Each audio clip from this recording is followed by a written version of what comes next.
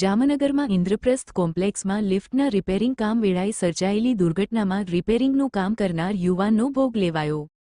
જામનગર શહેરના પંચેશ્વર વિસ્તારમાં આવેલા ઇન્દ્રપ્રસ્થ કોમ્પ્લેક્સમાં ગઈકાલે રાત્રે લિફ્ટનું રિપેરિંગ કામ ચાલી રહ્યું હતું, જે દરમિયાન દુર્ઘટના સર્જાઈ હતી અને લિફ્ટ તૂટી પડતા તેમાં કામ કરી રહેલા એક આશાસ્પદ યુવાનનો ભોગ લેવાયો છે, જેનું કરુણ મૃત્યુ નિપજતા ભારે અરેરાટી પ્રસરી છે.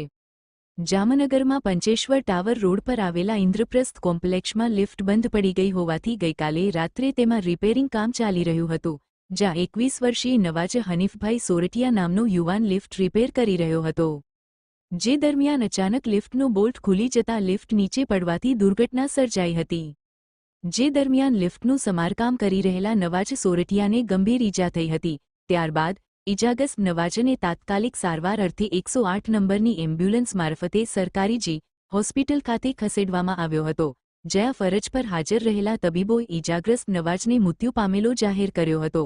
આ બનાવની જાણ થતાં સિટી ડિવિઝનની પોલીસ ટુકડી જી હોસ્પિટલ ખાતે દોડી ગઈ હતી અને મૃતદેહનો કબજે કરી લઈ પીએમ માટે મોકલી આપ્યો છે અને વધુ તપાસ હાથ ધરાઈ છે. આ કરુણ બનાવથી સોરઠિયા પરિવારમાં શોકનો માહોલ છવાયો છે.